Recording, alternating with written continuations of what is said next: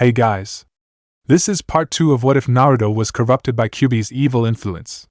Hit like and subscribe if you like this one, and also please check the author in the description. Let's start. We are pain, that's all. We are God.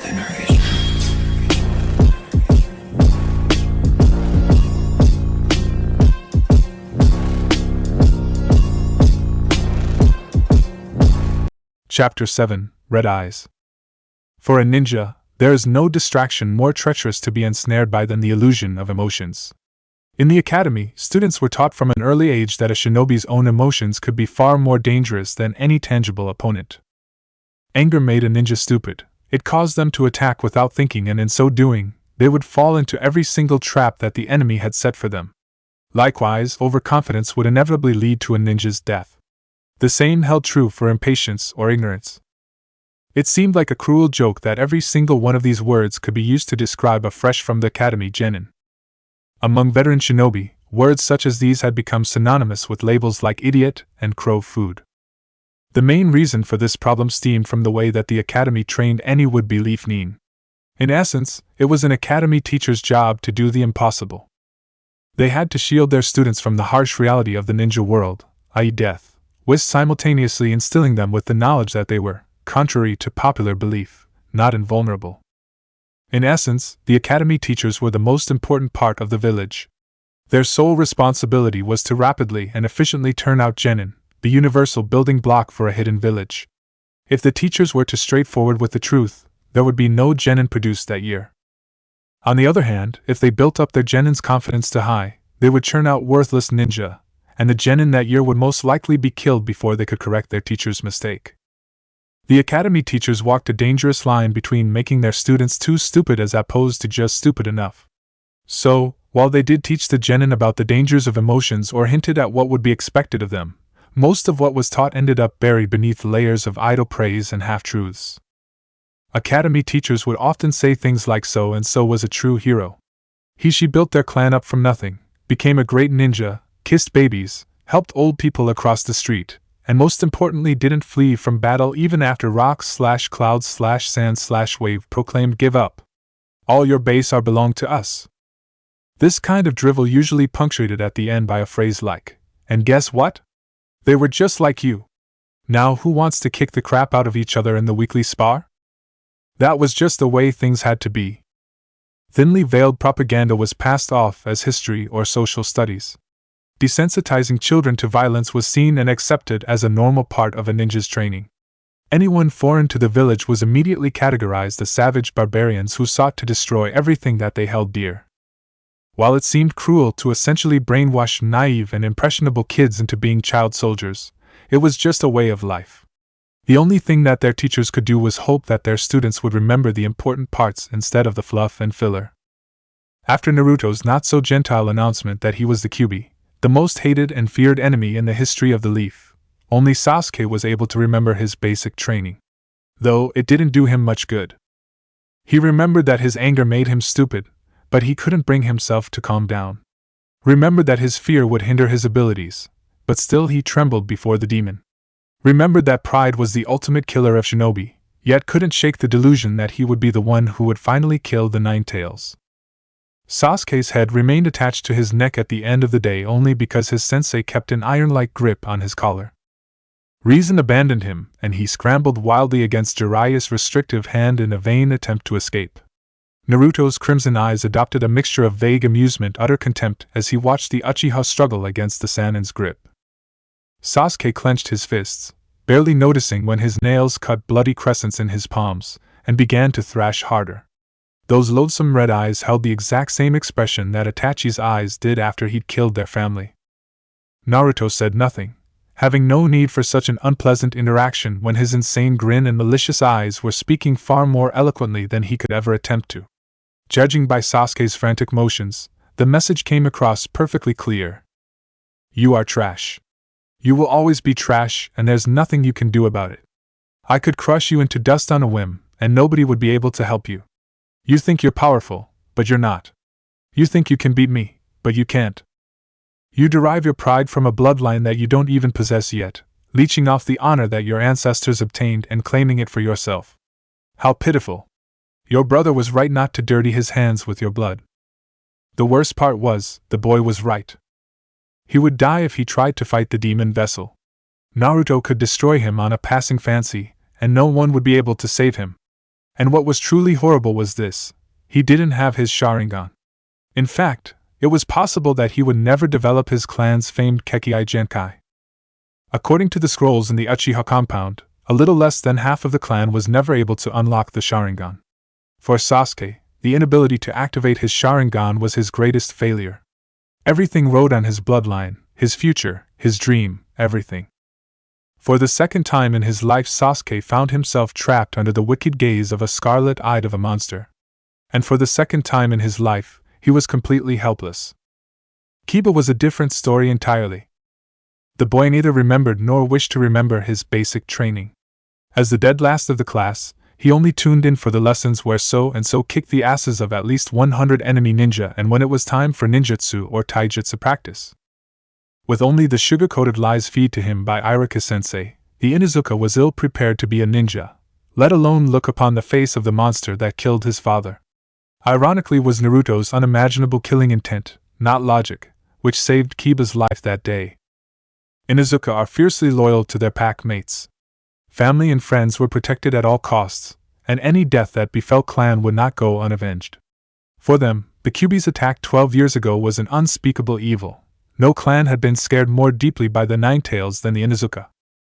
Right now, the only thought that was going through Kiba's head was how to make the bastard fox suffer.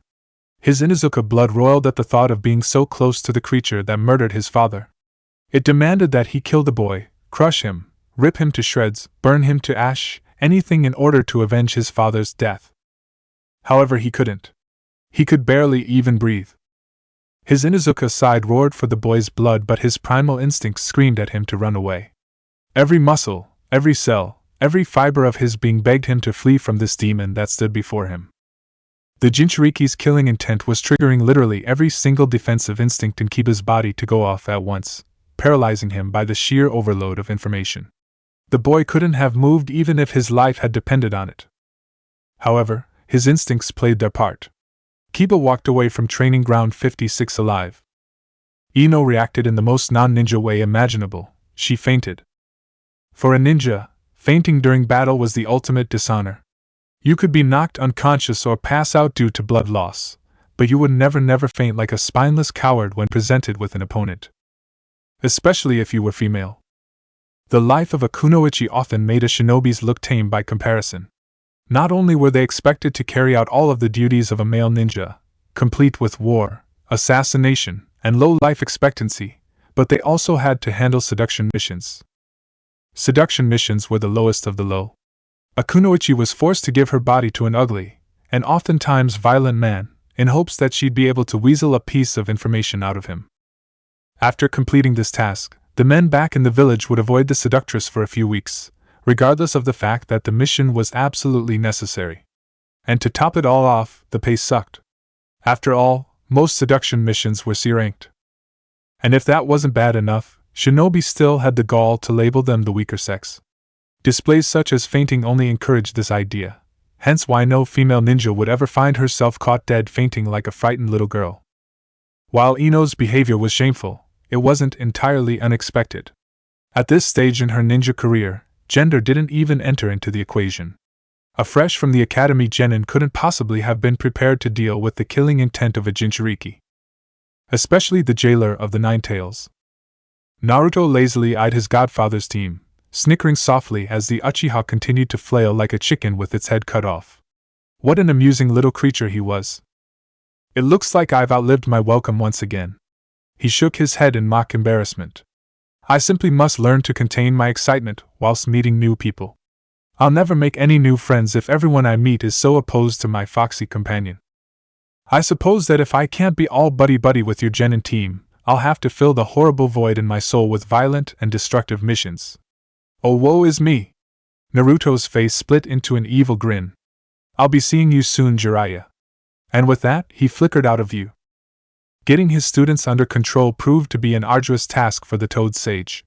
Sasuke had been, unusually vocal about following the little blonde killing machine even though he knew that he couldn't even compare to the boy.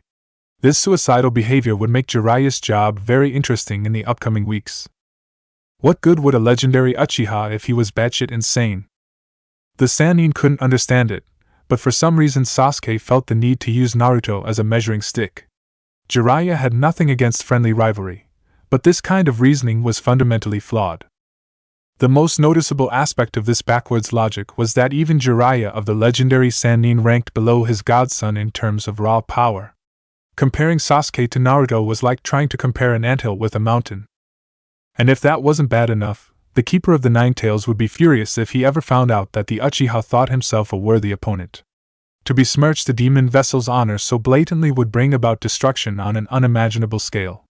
It would make the incident in Rice Country look like a joke. Kiba was just as bad, if not worse than Sasuke. Contrary to the boy's usual bombastic personality, he calmly asked when their training would begin. Even to an untrained civilian it would have been simple work to discern the Inuzuka's intentions. He was going to try to kill Naruto. Jiraiya just shook his head. Right now, the hermit could count those who were a match for his godson on his hands. After the boy had fully realized his potential, he would be completely invincible. Again, Kiba wasn't even on the boy's radar and, in all likelihood, never would be. Thankfully, Ino didn't follow the example of her teammates. She only signed on as a ninja because Sasuke-kun had become one.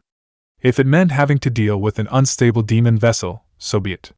However, that didn't mean, by any stretch of the imagination, that she would openly challenge the boy in one-on-one combat just to impress the Uchiha. She'd be eaten alive.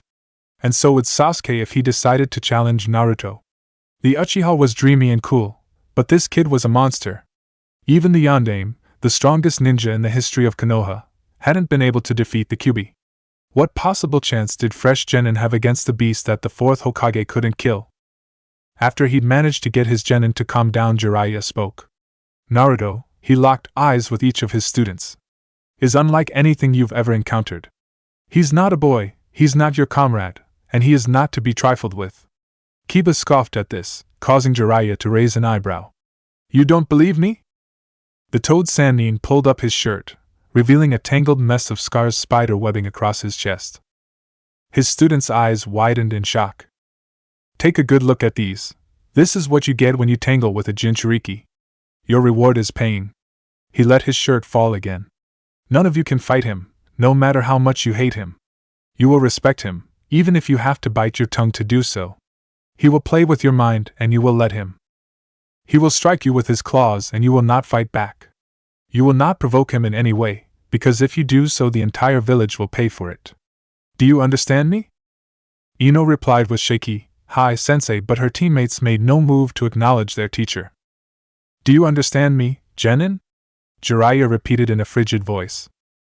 Yeah? Kiba mumbled.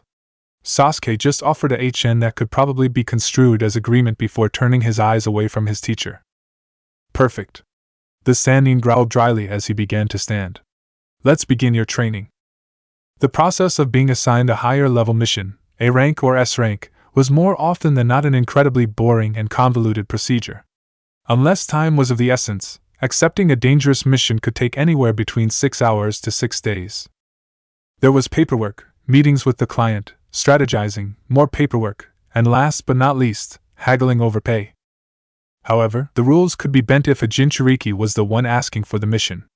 Nothing shaped clarity better than the threat of imminent death should the one receiving the mission become bored. When Naruto had barged into Sarutobi's office unannounced and demanded an A-rank mission, the old man had given it to him. After all, trying to reason with a bloodthirsty demon was like arguing philosophy with a brick wall. Idiotic. Luckily, the Sandaime had just a mission for the boy. It was an internal affairs matter which meant the destruction that Naruto would inevitably create would be, more or less, contained and wouldn't reflect poorly on Konoha. Nothing ruined a ninja village quicker than killing a client. The boy's mission was simple: travel to a small town on the border of Fire Country and intercept a traitor Leaf Nin who'd stolen a valuable scroll in hopes that he could use it to barter passage into the village hidden in the sand. Of course, Naruto didn't care one way or another as to the reason he was assassinating this Rouge ninja. He just wanted to kill someone. Overall, the boy's interaction with the old Hokage was very favorable, but nevertheless Sarutobi still had one stipulation for the mission, sending along an ANBU babysitter. The Jinchuriki didn't seem to mind this new condition. After all, babysitter and sack lunch meant the same thing, right? Traveling at top speed, it only took 2 days for the boy and his ANBU consort to reach the border of Fire Country. Near the end of their 5th day of travel, it had begun to rain, and even now, the foul weather persisted. While this rain was annoying, at least for the ANBU, it was ideal for an assassination. The clouds shrouded the light of the moon, and the falling sheets of icy water obscured the target's vision. A target would be wrapped in perfect darkness, unaware of their imminent demise even after the assassin's blade was lodged firmly in their heart. Then the killer would melt like a wraith back into the rain and darkness. That was the idea anyway. Climbing to the edge of a small cliff, the demon vessel came to an abrupt halt. Naruto adopted a low stance, gauging his target by using 2 of his fingers as makeshift sights. He appeared to do nothing, remaining perfectly still as rivulets of water fell from his statuesque body. He continued to aim into the darkness. His ANBU escort growled impatiently, rain pelting audibly off of his porcelain mask. "What the hell are you doing, demon? Your mark is going to be long gone if you don't stop wasting time." The boy said nothing. He flexed his gloved hand, causing a large steel globe to materialize. He lowered his finger sights. The bird mask hid its wearer's surprise. "You don't actually think you're able to hit him from here, do you?" Again the child said nothing. The ANBU threw his hands up in the air in exasperation. "You're insane! I'm an ANBU scout and I can't even see the town that this guy is supposed to be staying in. How could you possibly think that you'll be able to hit him from up here? We're probably over 2 miles away." The Jinchuriki's eyes flared to life, cutting through the gloom and the rain as they raked across the distant village with their baleful crimson glow. "Quiet," the boy bit out. His ANBU babysitter mumbled something about how it wasn't his fault that the mission had failed and that the Hokage couldn't blame this one on him. Naruto shot him a look that promised death. "The noise will cease, or the killing will commence," he growled irritably. The man fell silent. Naruto turned back to the practically invisible town, and spoke as though he'd fallen into a trance. "Target within interval of 3-mile range limit, shot deemed acceptable. Wind speed at approximately 2.8 to 3 miles per hour, compensate for interference with a rotational speed of 5.5 to 5.7 revolutions per second to the left. Negative gravitational acceleration and constant of thermal expansion accounted for. Correcting shot for the Coriolis effect, Magnus effect, and gyroscopic drift. Target is stationary and unsuspecting. Projectile air time estimated to be 7.2 to 7.25 seconds. Percentage of lethal shot, 98.5%. Engaging to render target eternally silent."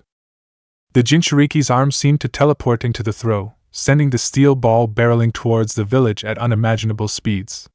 A deafening bang accompanied the shot, an after effect created by the lightning-quick movement of the boy's arm. The concussive wave rippled through the tall grass and the falling rain, flattening the plant life near the epicenter of the blast and momentarily creating a crystal curtain out of the falling rain. The friction created by the Naruto's arm cutting through the air had lit the appendage on fire. The flaming cocoon hissed angrily as it was struck by the droplets' earthbound water. However, the boy didn't even notice. Even when the flames began to slowly peel the flesh from his arm, he stood perfectly still. A look of malicious excitement slowly spread across his features as he continued to track the orb's trajectory. Matsugo sat on the bed in his hotel room as he watched the rain fall. He was having a good day. Just a few more hours and he'd finally be in Wind Country, safe from the monster that plagued Konoha. No psychotic Jinchurikis to worry about in Suna, no sir. Suddenly the man exploded. His head and torso appeared to have been liquefied completely on impact with the supersonic projectile, splattering messily across the walls of the hotel room. Absolutely nothing above his waist was identifiable. Bones, organs, and muscle had melted together into an unrecognizable soup that now painted the room. Beyond a shadow of a doubt, Matsugo was dead. So much for disappearing unnoticed back into the rain. Naruto smirked. Target has fallen silent. Mission accomplished. He slowly extended his claws as he turned around. "But you don't care, do you, Anbyu-san? Because you're already dead, aren't you?" The boy finished turning around and learned that his previous statement was correct. The man was dead. Headless, in fact. The Jinchuriki shifted his attention to the cloaked figures that murdered his babysitter. A large, oddly shaped man with something wrapped in bandages on his back, and a smaller man with glowing red eyes stared back at him. The boy couldn't hold back his maniacal grin. Come now, you two. I of all people can understand a flair for the theatrical, however there's a fine line to tread between a dramatic entrance and out-and-out rudeness. Wouldn't you agree, Uchiha Itachi, Hashigaki Kisame? Neither figure replied. Kisame hoisted the bandaged object from his back and Itachi's Sharingan began to spin wildly. Naruto clicked his tongue in mock scolding. So rude, but I guess it can't be helped. In that case I ask you, Uchiha Itachi, Hashigaki Kisame. 5 flaming tails began to swing behind the boy. Will your flesh satisfy my hunger? Chapter 8, Blood in the Rain. Sheets of frigid rain fell unrelentingly from the sky as the trio of ninja continued to stare at one another. The opponents locked eyes again and again, ruby on ruby, then ruby on ichthyoid, daring the other side to make the first move. Waves of killing intent radiated from the 3S rank Nin, mingling with the darkness and the falling rain, saturating the clearing with its malevolent presence. Naruto's lips peeled back, revealing the boy's cruel fangs in an insane mockery of what humans would describe as a smile. His expression held no mirth whatsoever, quite the opposite, in fact. It was a look of sadistic excitement and bloodlust, a pale impersonation of human emotion. This would be it. This would be the battle that validated his existence. This would be the moment that defined his life. He would do battle with the pair of infamous Nuke Nin. The ninja would kill each other, stripping muscle from bone and until naught was left but hollow shells of twisted flesh in a macabre attempt to rip the life out of the opposing side. The Jinchuriki's heart began to pound in anticipation, his 5 blistering tails thrashing at the ground behind him. Across the field from him stood the ultimate prey. If he was able to bring them down, he would feast on the sweetest meat imaginable. The blonde began to salivate at the thought of it. Or better yet, they would kill him. Finally his nightmarish existence of eternal boredom and disappointment would be over. No more would he have to search for a worth opponent. No more would his existence be meaningless. If Kisame and Itachi cut him down in battle, if he died violently and painfully in this unnamed field, torn in two with his blood mingling in the mud and rain water, he would finally be happy. He could think of no other end more befitting for a demon than this. Again Naruto's eyes flicked to Kisame. The Kirinin's eyes held an identical malice within them, a cold animalistic hunger that only fellow monsters could understand. The missing nin's shark-like grin threatened to split his face in half, reviling row after row of large jagged teeth. Even in the suffocating darkness, the Jinchuriki's demonic eyes could clearly make out the shape of the swordsman's muscles straining through his sodden cloak, begging him to do battle with young boy. The boy's eyes shifted again, this time landing on Itachi. The Uchiha was much less interesting to look at when compared with his towering partner. His Sharingan eyes continued to spin slowly, conveying a subtle danger with their hypnotic rotations. The man's face remained perfectly neutral, apparently unperturbed by the massive amount of killing intent generated by the blonde and his own sharky accomplice. He stood statuesque, tranquil. Even in the midst of 2 dangerous creatures sizing each other up for the approaching clash, his face didn't betray a thing. Itachi simply stood there, waiting. Itachi? The deep and slightly trembling voice of Kisame asked. The man continued to stare unblinkingly at their target. HM? Clear me to engage the target. I don't care if your plan is half done and I don't care about collateral, just clear me to engage. Though Itachi's face didn't show it, the Kiri swordsman had surprised him.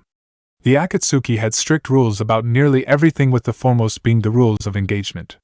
Collateral damage of any kind, though often necessary, was unacceptable.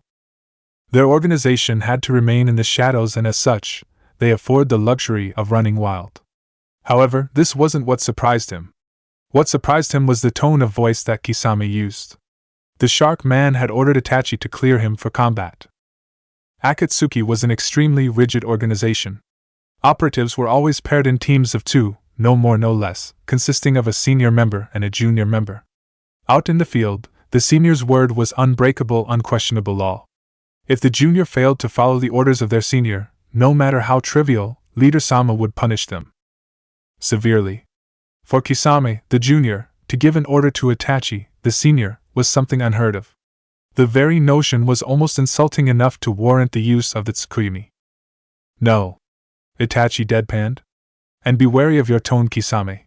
Were we alone, I would not hesitate to remind you of your place. The monster of the mist just grinned wider as he finished unwrapping the bandages that constrained his sword. Sorry, senpai. I'll accept my punishment after the fight. The eyes of the normally stoic Uchiha narrowed in anger. Nothing he could say would stop the blood-hungry shark man now.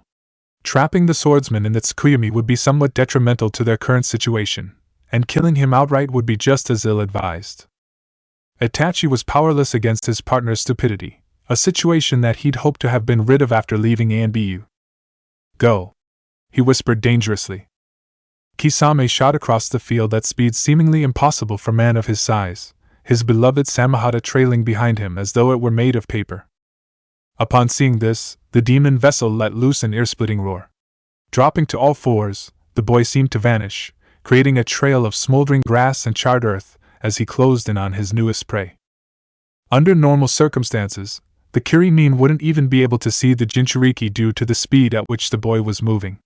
But at night, Naruto's five-tailed chakra cloak lit up in the darkness like a signal flare. The shark man planted his foot on the slick grass, and without even waiting to completely stop, swung his blade. Samahata intercepted the crimson blur with sickening force, stopping it dead. However, that was all that the Kiri swordsman managed to accomplish. Instead of doing what most people did after being struck by the legendary sharkskin, i.e. rocket uncontrollably through the air, the demon child did the unthinkable. He absorbed the hit. His claws formed a crosshatch web as they connected with the sword, and although his legs nearly buckled under the force of the swing, he was able to remain standing. Though the very notion seemed impossible, Naruto, through brute strength alone, had managed to block Kisame's massive sword. If the Chunin was surprised, his face didn't show it. With practiced ease he adjusted his stance, flipping his grip in the process so that he could take advantage of Samahata's long handle, before levering the giant blade downward on the boy. Naruto grit his teeth as the swordsman slowly but surely began to overpower him. The demon vessel twisted out of the way, causing his opponent to lurch forward at the sudden loss of resistance, and inadvertently bury Samahata in the soft, muddy ground.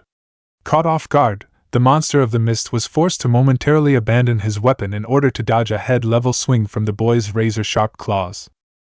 The child missed and consequentially overshot his target by a fairly large margin. He landed, and was forced to immediately duck as Kisame's colossal weapon passed through the space where his torso previously was. He weaved through the Kirinin's unnaturally quick strikes with the grace of an acrobat, dodging every single swing effortlessly, dancing around his much larger opponent, playing with him. The Nukenin mistimed one of his strikes, and the demon container immediately exploited it. After a running lunge, the jagged blade hung in the air for a fraction of a second too long, just enough time for Naruto's claws to latch on. The Jinchuriki slammed the sword into the ground before lashing with his 5 immolated tails at the flat-footed Kisame.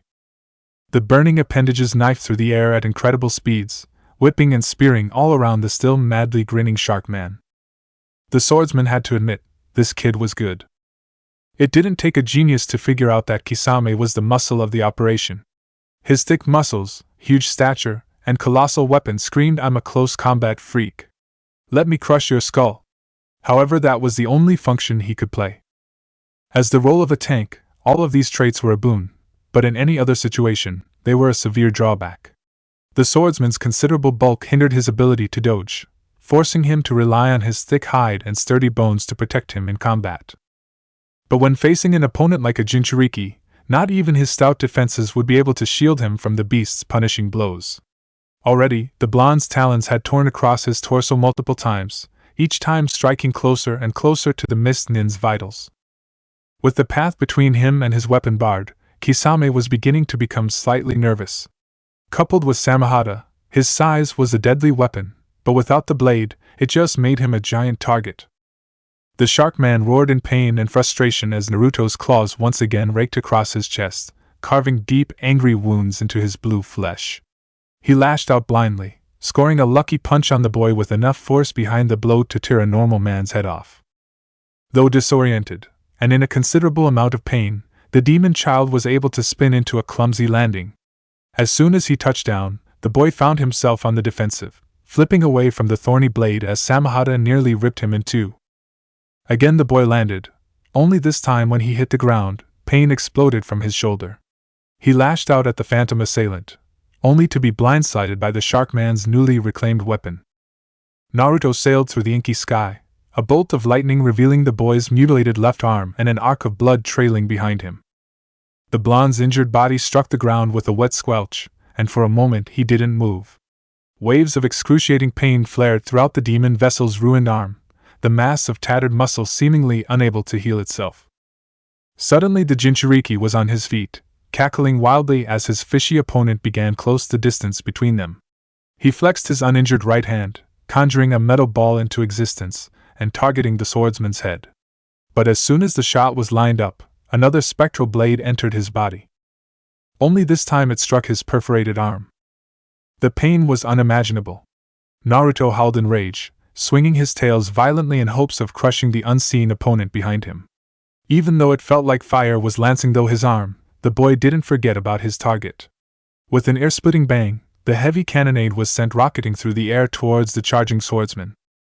The supersonic projectile connected with Kisame's forearm, splintering the Sharkman's thick bones with an ease that suggested that they were made of toothpicks. The force behind the impact was more than enough to send him sprawling face first onto the wet ground. Across the battlefield, Itachi's Sharingan eyes widened. To the traitor Uchiha, time had all but stopped, giving him a clear view of the incoming cannonball that was streaking towards him. He dodged, dropping to his knees and sliding forward through the mud as the heavy steel ball missed the top of his head by, literally, a hair's breadth. The ex-Leafnin immediately knew that he wouldn't be able to draw out this battle. Against the host of the Nine Tails, the duo's normal strategy, trapping the opponent in a genjutsu and letting Kisame beat the crap out of them, would be of no use. For starters, the boy had already inflicted a crippling injury on his partner. Without the use of his arm, the swordsman would be hard-pressed to beat the boy unless he merged with Samahata. And even then, the prospects looked bleak. The wounds that his shadow clones had been inflicting on the boy were being healed almost instantaneously. Even that last strike to the boy's heavily wounded arm didn't seem to do anything. Any other ninja would have fallen to the ground unconscious from the pain, or at the very least stutter in their next attack. But Naruto had barely even flinched. It seemed that the only thing that Itachi had managed to do was piss the Jinchuriki off. The drawback that came with their two-man Akatsuki cell could only be exploited under such a selective set of parameters that it was thought to be non-existent. And yet here he was, dead in the water. The impossible had happened. Kisame, the monster of the hidden mist, had been rendered practically useless due to his shattered forearm, and Itachi didn't have the skills necessary to incapacitate the demon child. At least not without damaging his eyes no end. Genjutsu was completely ineffective against the demon container. During the trio's little staring contest at the beginning of the fight, the Uchiha had cast no less than 20 different genjutsus on the boy. Every single one of them had been broken before they even had a chance to take hold, and the scary part was that the boy didn't even seem to be consciously releasing the illusions. With his ace in the hole gone, Itachi was forced to rely on his taijutsu skills. However, the Jinchuriki had managed to rob him of that skill as well. The simple fact of the matter was that Naruto's veil of demonic energy was far too potent to come into direct contact with. In fact, with the amount of red chakra he was releasing, the Uchiha was surprised that the boy was still breathing, let alone fighting. Ninjutsu was still available to the Konoha Nukenin, but it didn't make much of a difference. The large majority of the jutsu that he knew were area of effect jutsu. Not only would they draw an obscene amount of attention to their little battle, but he would also catch his partner in the crossfire. With all other venues closed off, Itachi was forced to use his ultimate trump card. As the Sharingan wielder pirouetted out of the path of a second steel ball, he was able to briefly lock eyes with his opponent. Their crimson orbs met only for a fraction of a second, but that was all the time Itachi needed to seal the boy's fate. A horrible burning sensation took hold of Itachi's right eye, as though someone had splashed a vial of caustic liquid into his face. Blood began to drip down the side of his face, and his vision blurred out of focus. Tsukuyomi. Itachi's eyes flashed into a shuriken design, and abruptly Naruto found himself bolted to an iron crucifix. The Jinchuriki roared in pain as the weight of his body began to crack the stake-impaled bones of his arms and legs. But even amid the torturous pain, a twisted grin spread across his face. Time to meet something scary. He chuckled. The demon child snapped his head up, meeting eyes with floating figure of Uchiha Itachi. This is the realm of the Tsukuyomi. He drawled disinterestedly as he slowly drove a ninjato into the chest of the suspended boy. Though his teeth clenched at the pain, the grin didn't fade from the blonde's face. Here I am God. Here I control all things. For the next 72 hours you will roam the darkest depths of your nightmares. He finished burying the blade into the growling child and drew another from his cloak. As the second blade neared him, the boy unexpectedly burst into hysterical laughter. Itachi's eyes narrowed in anger as he rammed the sword into his prisoner, but instead of silencing him, the child's psychotic laughter only grew louder. Itachi, the demon vessel rasped, undeterred by the droplets of blood that had begun to fall from his mouth. You seem to be gravely mistaken about who is God in this place. A sharp crack was heard as the bones in Naruto's arms suddenly gave way. Yet the boy didn't even seem to feel the pain. His malicious grin only widened. You're a very long way from home, Uchiha Itachi. An abrupt pain exploded in the Uchiha's skull, and behind his closed eyes tiny white light flickered and danced. He opened his mouth to cry out in surprise only for his mouth to fill with putrid-tasting water. Itachi recoiled from the taste on instinct, unintentionally breaching the surface of the shallow water. The Sharingan wielder's mind was a storm of questions, the foremost of these being what happened. And where am I? Of these two questions, the latter was much easier to answer. The shin-high murky green water, the labyrinth of pipes running overhead, the soft trickle of distant drainage conduits. He was in a sewer. A rather large and sinister sewer, but a sewer nonetheless. His first question never got the chance to be answered. As Itachi got to his feet, he heard a sound that made his blood run as cold as ice. Laughter. Menacing, inhuman, earth-shattering laughter. Laughter that he'd only heard once in his life 12 years ago on the darkest day in Konoha's history. The laughter of the Kyuubi.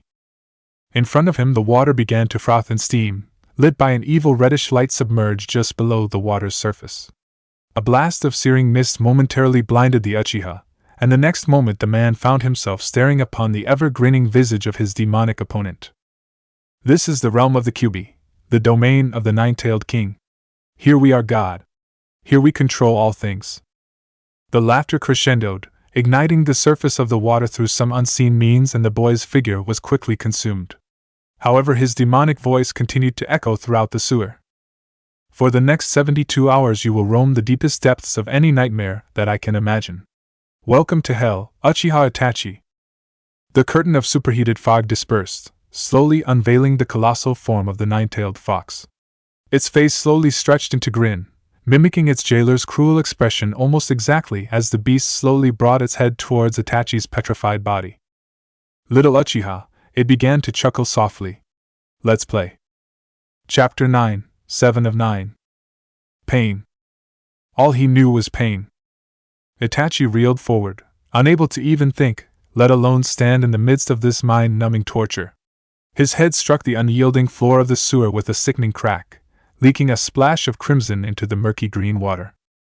Submerged beneath the rapidly expanding halo of blood and putrid water, the Uchiha's Sharingan eyes spun wildly, vainly trying to break the illusionary world that their master was trapped in but unable to do so.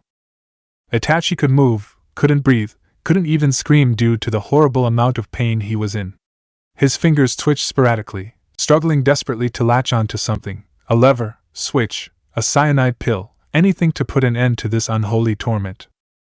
A sticky mixture of blood and fragments of tongue began to seep from Itachi's gaping mouth, the new Chunin unconsciously shredding the organ in an attempt to make the pain stop. His ANBU training did nothing to numb the pain. There was no happy place he could retreat to, no pocket of solace that he could hide within, no escape from the undiluted agony that now coursed through his veins. He couldn't escape into the depths of his mind because he was already there. All of his mental blocks were crushed to dust by the fury of the nine-tailed king, swept away as though they were constructed from sand or ash. The Kyuubi had brought him to his knees effortlessly. It was killing him without even touching him. The Uchiha's body began self-destruct. His bones splintered within his body, simply unable to bear the strain that the man's own muscles were exerting on them. Tendons and ligaments snapped under the tension, tearing themselves away from Itachi's ruined skeleton in sharp, jerky movements. He grit his teeth until they shattered, again causing a gory soup to once again pour from his mouth. Amidst the indescribable torment, only one thought remained anchored in Itachi's mind. Kami, please let me die. The mantra echoed inside his mind over and over again, as unceasing and unrelenting as the suffering that racked his body. Itachi's mind was instinctively trying to destroy itself in order to spare its host from any further pain. Kami, please let me die. Darkness claimed him. Whether his optic nerve had been severed or his prayers had been answered, he didn't know. The darkness seemed soft and safe. It was quiet now. No more frantic splashing as his nails clawed at the floor. No more rushing of blood in his ears. No more cracking of bones, no more tearing of muscle, no more pain. Silence. Solace. Death.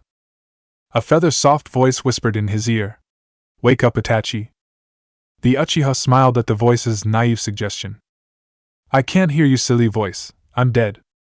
The soothing voice was suddenly replaced by roaring laughter, and Itachi's eyes snapped open. Staring back at him from no more than 3 feet away was the colossal grinning visage of the Kyuubi. But Uchiha, if you're dead, then how are we talking? The demon questioned with a mocking childlike innocence. Itachi fell to his knees, trembling in anguish. It wasn't fair. He was dead, he'd escaped from the fox. Not again. He whispered brokenly, please don't hurt me again. The Kyuubi's eyes glittered with malice. 71 hours, 59 minutes, 59 seconds, little Uchiha. Both Naruto and Itachi fell to the ground. The former managed to catch himself, panting in exertion as he worked his way up to an unsteady base. The latter struck the ground like a sack of bricks, unresponsive. Broken. From where he knelt, the Jinchuriki could clearly see the amount of damage that his prisoner had inflicted on the Sharingan wielder's mind. Itachi's sharp, calculating eyes were now dull and dead, more closely resembling the eyes of a doll than a living, breathing man. Aside from the occasional twitch, the Nuke Nin's body remained unnaturally still. If one were speaking scientifically, Itachi would still be considered to be alive. His heart continued to beat, his lungs continued to breathe, and his chakra network still circulated his life force. But all it took was a single look into Itachi's legendary eyes to realize he was dead. The omniscient they once said that a person's eyes were the windows to their soul. Reflected in the Uchiha's eyes was nothing. His brain still functioned, but his mind was shattered. Itachi was gone, but the earthly chunk of meat that people knew as Itachi remained. With a furious growl, Naruto plunged his claws into the ground. How? How could the pride of the fabled Uchiha clan die so easily? How could this happen? Again he'd been robbed of his existence. Again he'd done battle with a supposedly worthy opponent, only to be met with bitter disappointment. Again the wheel of pain had been turned. Amid the storm of anger and disbelief that raged in the boy's mind came a small nagging feeling, like he had forgotten something.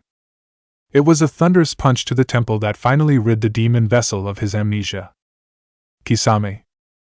He skidded across the slick ground, unable to recover from the first blow in time to dodge the second. 5 knife-like claws entered the boy, carving a series of deep, bloody gashes across his back.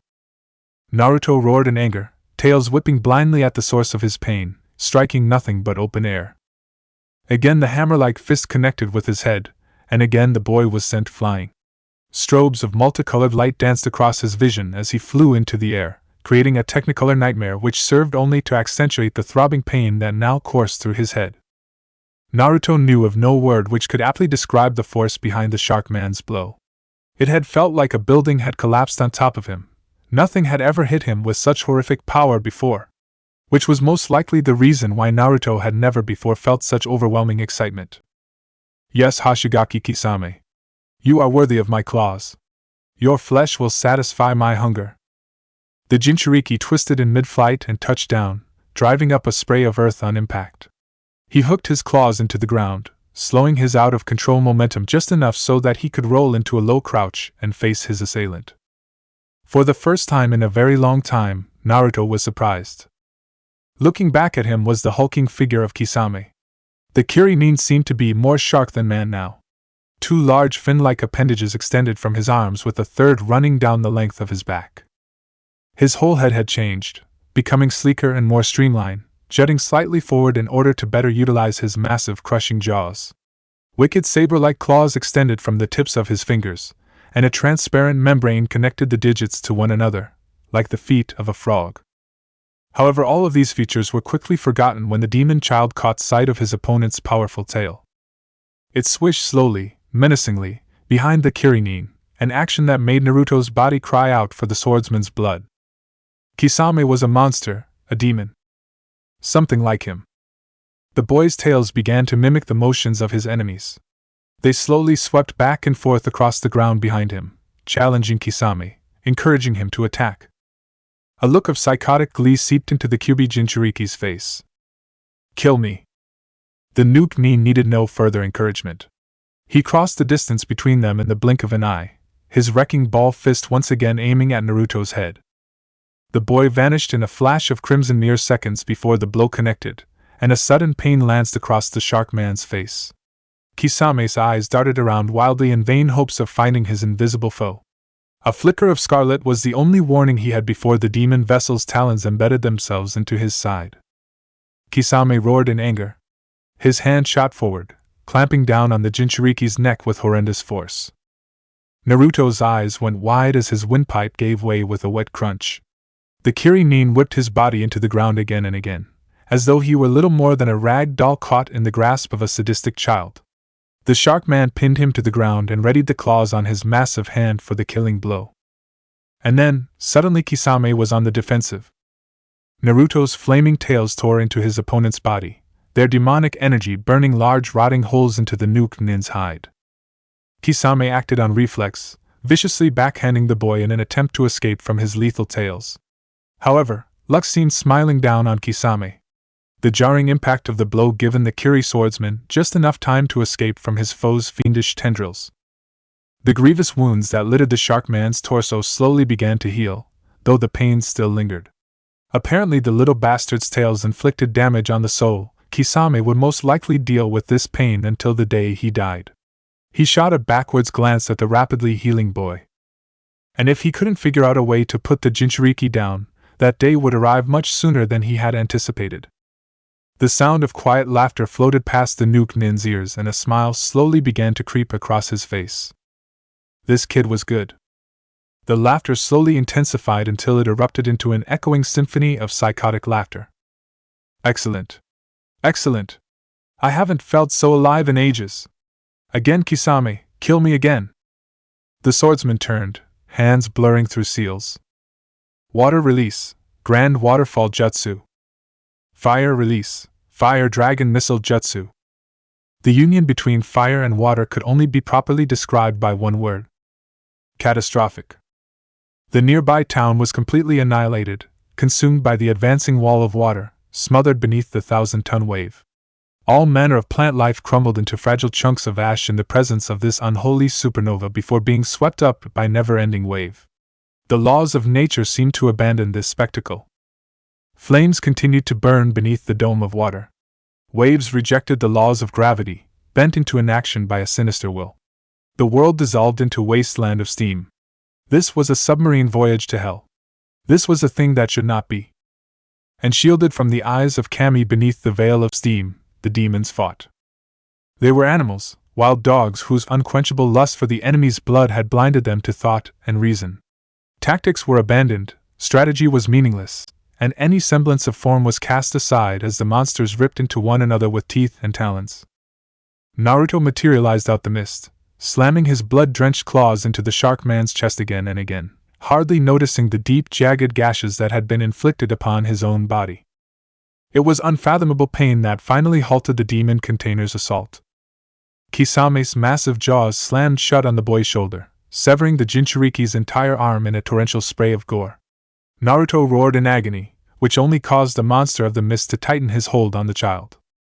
The Kyuubi vessel shifted his attack, his claws jackhammering through Kisame's neck in a shower of blood and tissue. The Chunin recoiled in shock, unintentionally releasing the boy from his jaws in the process. Now that he was free, Naruto could inflict some serious damage. He vanished into the fog, distancing himself from the swordsman in order to maximize the effectiveness of his next attack. When he took aim with this jutsu, taking cover behind a mountain wouldn't be able to save his target. And then suddenly it hit him. His gloves were gone. On two separate occasions Naruto's arms had been ripped from his torso, the first by Samehada and the other just now. And while his arms may have regenerated, his gloves didn't. His thoughts were brutally interrupted as Kisame's knee collided with his jaw. Instinctively the Jinchuriki torqued his body in an attempt to land on his feet, but to his great surprise and mild panic, he realized he couldn't move. He was trapped within a globe of water, his body held stationary by the water's crushing pressure. His burning eyes widened when they locked with those of the Kirin kneeling below him. The cruel light inside the shark man's eyes told him everything. Kisame was going to drown him. For the first time in his life Naruto felt fear. True fear juxtaposed by true happiness. The human side of his mind screamed at him to do something, anything, to avoid the cold grasp of the Shinigami. His demon side screamed at him too, but for a very different reason. If he was going to die here, Kisame would die as well. The demon vessel racked his oxygen-deprived brain for an answer. It didn't disappoint. They had pit their bodies against one another in a test to see whose broke first. Now they would do the same with their minds. Ivory flames erupted from the child's mouth, enveloping his form entirely, and instantly the aquatic prison began to boil. Kisame grit his teeth at the blistering pain that shot through his arm. It felt like he'd submerged his hand in magma instead of water. His initial reaction was to tear his hand from the sphere of frothing water, but he knew that he couldn't. This would be his only chance to defeat the demon boy. The Jinchuriki hosting the Ninetales was practically invulnerable, however the key word was practically. Apparently even a demon has to breathe. The whole scene was disturbingly beautiful. Kisame's hand plunged into a sphere of immaculate radiance, its soft luminescence reflecting off of the surrounding raindrops, making it appear that 1,000,000 diamonds were falling from the sky. It was serene. It was perfect. It hurt like motherfucker. Kisame tore his hand from the orb of molten moonlight, revealing that his flesh and muscle had been melted completely. Without the swordsman's influence, the water prison immediately evaporated and boy fell to the ground, haggard and groggy but still alive. The kneeling Naruto grinned darkly as he stumbled to his feet and began advancing on his opponent. You have fought better than I'd ever imagined. You are truly worthy of my claws, Hashigaki Kisame. Naruto's grin wavered. It's truly a shame that I have to kill you now. A small smirk settled on the Kirinin's face. Don't feel too bad about it. I have a hunch that you won't even touch me. The Jinchuriki cast an amused look at the monster of the mist, a look that was soon replaced by anger. Amaterasu. Naruto found his path barred by a wall of ebony fire, and a sense of mounting frustration overcame the demon container at the prospect of being robbed of his kill by a man who was supposed to be dead. Crimson eyes met, and a ghost of a smile played across Itachi's face. I killed you. Apparently not. The Uchiha deadpanned. Naruto could almost feel his patience withering. I saw the look in your eyes when you fell to the ground. You were dead. Shadow clone. And the collision of our jutsu? Susanoo. The child simply nodded as he continued to eye the wall of fire. Fucking Uchihas. So what now, Uchiha Itachi? Are we simply going to stare at each other for 7 days and 7 nights until the ebon flames of Amaterasu die out? No. We are going to retreat. And with that both, Itachi and his mutilated partner shot off into the mist. Naruto's remained motionless, paralyzed by unthinkable rage. Don't run. He whispered hollowly as his glowing eyes continued to track the rapidly retreating heat signatures of his prey. His chest heaved, his heart thundered in his ears, his tail struck the ground behind him furiously. Don't run! A cyclone of ruby chakra exploded from the boy, condensing into 7 flickering tails. Why are you running? Flecks of foam began to fall from his mouth. Don't run! The Jinchuriki's tails slammed against the ground one final time before lashing forwards towards the child's mouth. A vivacious plume of crimson light flared into existence within the boy's gaping jaws, crackling with a fury that only its creator could rival. Sparks of black light danced across the orb's surface, eclipsing the scarlet sphere until nothing but darkness remained. 7-tailed menacing ball. It was like witnessing the birth of a second sun. The foggy wasteland was swallowed beneath an ocean of light and fire, utterly consumed by the flames of inky garnet. Sky met earth, and all things dissolved into a nightmarish realm of shadow and flame. Hurricane-force winds leveled what remained, their actions seemingly guided by an evil master. There was no life in the void, only death. A malefic grin spread across Naruto's face as he surveyed his handiwork, but as the midnight flames began to die down, his face twisted into a mask of hellish rage. They had lived. The spectral form of Susanoo wavered out of existence, and Itachi fell to the ground, tears of blood leaking from his patternless Sharingan eyes. Itachi was blind. All around the Uchiha, shards of silver glass clattered to the earth, shattered remnants of the unbreakable mirror, the Yada no Kagami. Not even the legendary shield of Susanoo could stand against the might of the nine-tailed fox. Kisame had escaped from the attack unscathed due to his partner's interference. To Naruto, this only led insult to injury. Not only did he fail to kill the fleeing pair, but he also wasn't even able to touch his true prey. His attack was for nothing. A mirthless chuckle floated out of the Jinchuriki's mouth. Still alive? The boy's tail slowly began to move back towards his mouth. Allow me to remedy that. A voice as cold and unyielding as steel sounded from behind him. Shinra Tensei. Naruto's eyes widened in shock as pain exploded throughout his entire being. It was as if some vengeful god had reached out of the heavens and backhanded him. He was sent rocketing into the air at incredible speeds, cutting through the sky like a bullet.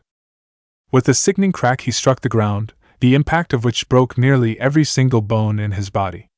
The sharp stone of the earth tore into his body, peeling great strips of flesh from him with every subsequent impact. He didn't know how far he'd been thrown, and he didn't care. Only one thought lingered within the boy's mind before darkness claimed him.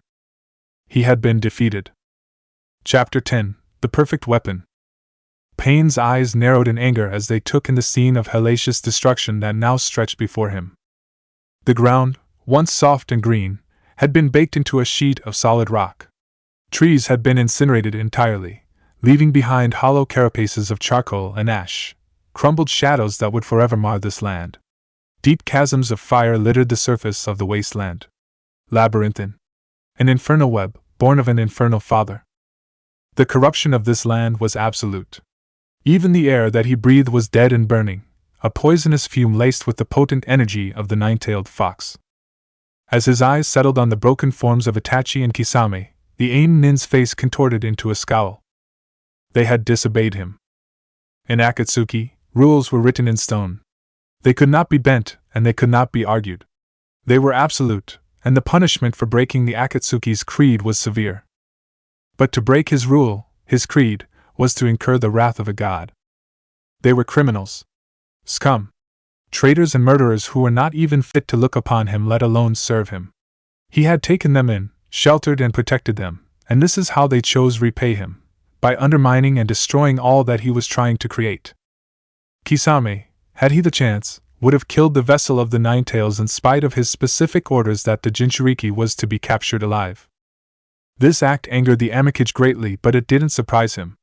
Kisame was an intelligent creature. He could plan and reason, recognize logic and foresee consequences. However, any semblance of intelligence quickly evaporated when he was faced by a powerful opponent. The Chunin walked like a man, but in his heart Kisame was just a monster. A predator driven to madness by the siren's song of fresh blood. However, Itachi's actions, or lack thereof, were completely inexcusable. He was the senior member, he was in command. If his junior was being insubordinate, then the proper course of action would have been to strike him down. But instead the Uchiha allowed himself to be manipulated like a puppet, a marionette at the beck and call of its insane master. Itachi was weak. And in Akatsuki, weakness was not tolerated. Though in the darkest corner of his mind the renegade Wilder knew from whence his anger spawned. He was jealous. The battle between the Kyuubi's Jinchuriki and Kisame had torn this peaceful land asunder, cutting short countless lives in the process. Countless sinners. For decades Konoha and its enemies had used his home as a battlefield, caring not for the thousands of innocent civilians that happened to get caught in the crossfire. His family was killed, his friends were killed, and everything that he had loved had been destroyed. The land wept for the fallen. The land of rain. The land of hell. Nobody noticed. Nobody cared. He had killed the boy who he thought of as a brother in order to exact his revenge on the village of the Leaf. Conan, the girl that he loved, the girl that he would have done anything for, hated him because of his insatiable lust for vengeance. He had lost everything that he cared for in order to make Konoha pay for what it had done, and Kisame and Itachi had simply marched into Fire Country and laid it to waste. And they hadn't even realized the magnitude of what they had done. Pain's eyes snapped to Kisame, a murderous light glowing within his multi-ringed orbs. The Kirinin opened his mouth to say something, but the leader of Akatsuki instantly cut him off. Shinra Tensei. Kisame roared in pain as his already wounded body was crushed to the ground by the Amikage Keikai Genkai. Try as he might, the Sharkman's body refused to move, immobilized by unmatched pressure. With a soft click, a large obsidian blade slid from the AIM Nin's robe. Hashigaki Kisame. He drawled neutrally. You are guilty of insubordination, the punishment for which is death. In a flash, the blade had bitten through the Sharkman's neck, slicing through muscle and bone effortlessly, severing Kisame's head in a shower of gore. Save for a few sporadic twitches, the Nuke Nin's body lay still. Pain flicked the bloody beads from his weapon and turned towards the still kneeling figure of Itachi. You have failed me, Uchiha Itachi. The Sharingan wielder bowed his head. I know, Master. I am sorry. A smirk tugged at the corner of Pain's mouth. Do not worry. You will have many chances to prove your usefulness to me. Itachi's brow furrowed in confusion. That is to say. Without warning, the ebony blade swept downwards, severing the Uchiha's head in one clean motion. Your body will. Naruto's eyes slowly began to open as the aquatic metronome of leaking pipes roused him from unconsciousness. The blonde shook his head in puzzlement as he began the arduous task of getting to his feet. His body just didn't seem to be moving the way it did normally.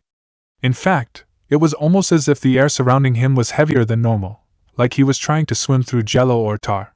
His mind, usually a whirlwind of activity, was totally still, and a strange sensation like his head was filled with moist cotton gradually began to take hold. The sound of soft, gravely laughter echoed behind him. It's not easy being human, is it, Naruto? A grin came across the boy's face as he turned to face the one who had addressed him. No. It's not easy at all, Kyuubi-sama. Kyuubi-sama? The fox chuckled in amusement. Why so formal, Naruto? There's no need for such propriety among long-time friends. The boy cocked his head in confusion. But you are my king, my king. I would sooner die than think myself your equal. Oh? The demon questioned in mock curiosity. If I am your king, then why do you treat me as if I were a scullery maid? Surely you can't expect me to keep picking up the pieces and patching your broken body back together.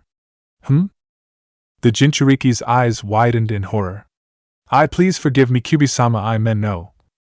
The child's sniveling was promptly squelched by uproarious laughter. Naruto, Naruto. The Kyuubi chided through laughter.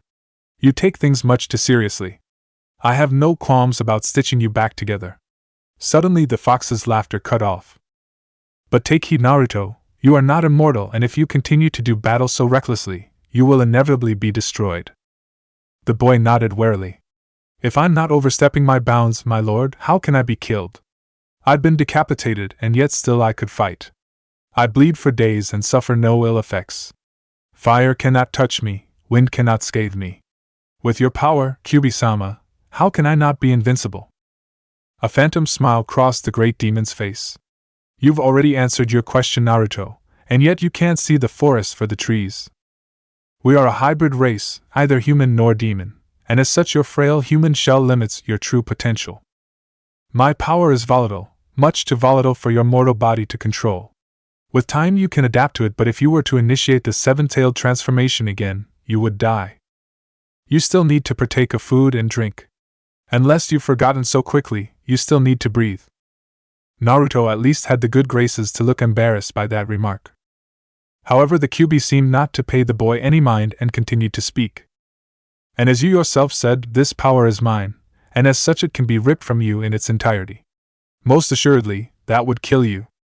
The boy looked away, for the first time ever ashamed by his pride. What must I do, Kyuubi-sama? He asked softly. The fox merely chuckled. You're a clever boy, figure it out for yourself. Like I said before, we are a hybrid race. Your weakness is mine just as much as my power and knowledge is yours. You'll figure it out. One way or another you'll figure it out. Wake up, Naruto. The Jinchuriki's eyes shot open, snapping rapidly from side to side in an attempt to locate any oncoming threat. Thankfully, there was none. A voice to the blonde's left spoke slowly and in an overly calm voice. "Don't stab me in the face." A small smile settled on the boy's face as he turned towards his godfather. "I'll be sure to take that into consideration."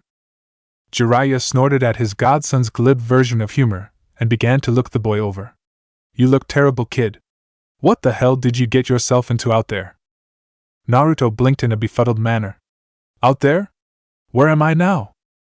The Sannin quirked an eyebrow. "You're in the hospital, kid. You've been here for 5 days. This is where people end up after they've had most of their skin come off." A pang of worry shot through the demon vessel. "Why didn't I heal? My skin came off?" Jiraiya leaned back in his chair and nodded. "It was gruesome to say the very least. At first the doctors thought that you'd been hit by a fire jutsu, but when they took a closer look they discovered that the damage was at its worst inside you. It was almost like you'd been cooked from the inside outwards." The Kyuubi's warning replayed itself in his mind. "My frail human body," he whispered. "You say something, kid?" the hermit questioned. Naruto shook the thoughts from his head. "Nothing of any importance, sensei." "So what happened? If I was melting a couple days ago, how am I awake now?" Jiraiya looked at him as if he were crazy. "Well, crazier. Naruto, you regrow your limbs on a regular basis and eat people. I would have been surprised if you didn't wake up a few days after being melted. However, that begs the question, why were you so injured?" The boy was silent for a long time before he finally spoke. "You will tell no one of what I'm about to tell you, are we clear?" The Sannin flinched at his godson's abrupt change in demeanor but nodded his head. The blonde sighed. "I'm not strong enough to use the full power of the Kyuubi. I drew out too much of its chakra and it started to kill me." Jiraiya digested this information and chose his next words very carefully. "How much of the Kyuubi's power did you use?" 7 taels. Though the toad hermit's face remained stoic, brain began to work in overdrive. 7 taels? 7! Just being around him when he activates 4 taels is almost too much, but 7? That's ridiculous. What was Naruto fighting that would warrant the use of that much power? "Who?" the Sannin paused. "Who are you fighting?" The boy ignored the question, opting instead to pull the various IVs out of his arms and get out of bed. "Naru." "Jiraiya." The demon container interrupted. "Do you trust me?" "Not at all," his godfather immediately replied. Naruto smirked at that. "You are a wise man, Jiraiya. In that case, do you fear me?" The toad sage didn't like where this was going. "Yes," he answered tentatively. "Then believe me when I tell you that no good can come from the knowledge that you're seeking. Suffice to say, it is my business and mine alone. If it would allay your fears, I can assure you that your village is in no danger. The simple fact of the matter is that it would make my life much more difficult if Sarutobi were to uncover what occurred on my mission. Tell him that one of my original jutsu backfired." As a ninja, Jiraiya had no qualms about falsifying testimony. However, the thought of offering up false information to the Hokage left a bitter taste in his mouth. Sarutobi was his mentor, his friend, the man whom he thought of as a father. Could he really lie to him? Naruto was beginning to get impatient. "Sensei?" He was going to have to. What could he say? Jiraiya liked living. "I recognize that you are a very capable ninja, Naruto. Sarutobi will know nothing about what you've just told me. I can only pray that my faith in you is not misplaced." The boy's stern expression softened considerably upon hearing his godfather's words. "Thank you, Jiraiya." "Think nothing of it." The peaceable silence was broken by the Sannin's snickering, and the blonde gave his godfather an irritated look. "Something funny, Jiraiya?" "Kid," he chuckled. "Have you seen what you're wearing?" A wave of embarrassment and then anger flooded through the boy as he looked down at his current attire. Uzumaki Naruto, the Jinchuriki to the nine-tailed king, the monster of the hidden leaf, was wearing a hospital gown with his ass hanging out the back. "Jiraiya," the boy seethed. "Where the fuck are my clothes?" It took every fiber of control within the toad sage's body to keep him from saying something very stupid. "I couldn't begin to tell you, kid, but hey, how about I use buying you new clothes as an excuse to get the hell out of here?" The boy nodded, seemingly unaware that ribbons of scarlet chakra were beginning to leak from his body. See ya, kid! And with that, Jiraiya leaped out the window and disappeared in search of clothing. Thankfully, the hermit returned before his godson was able to kill anyone, and with that little issue behind them, the duo left the hospital. The clothes that Jiraiya had bought him were practically identical to his old ones, except for one major difference. I need new gloves. The Jinchuriki deadpanned as he continued to flex his hands. Mine were, shall we say, rendered inoperable. The Toad Sannin shook his head in disbelief but then suddenly went still. Oh, this is gonna be beautiful. Come on, kid. It's high time that you learn how to seal. Naruto opened his mouth to complain, but then he was hit with a thought. What else am I going to do to pass the time? Sure. Why not? As it was when Jiraiya began teaching him 8 years ago, Naruto learned many things. And like before, none of them were considerably useful. The art of sealing was difficult to say the very least. In fact, unless you had inborn aptitude for the technique, it was damn near impossible to even learn the basics. That being said, Naruto was a combat specialist. He lived and breathed the thrill of battle and reveled in the fact that he was best of the best. So when his godfather began to teach him the intricate details of sealing a steel ball into a glove, the boy nearly lost it. It wasn't until the sage showed him the effects of an exploding tag that Naruto actually began to pay attention. Ravenously. Like all men, the Jinchuriki was born with an innate attraction to things that blew up. This trait in and of itself was normally harmless, and would eventually play out in one of 3 ways. 1. The man would control his pyromaniacal urges and grow up to become someone of little interest. 2. The man would blow off a few fingers before realizing, hey, that was a stupid idea. I'm not doing that again. And like in case 1, become someone of little interest. 3. The man would blow himself apart. The unifying detail in all 3 cases is that in the end the man would no longer be able to blow things up. Naruto, on the other hand, blew the shit out of himself constantly and hardly even noticed.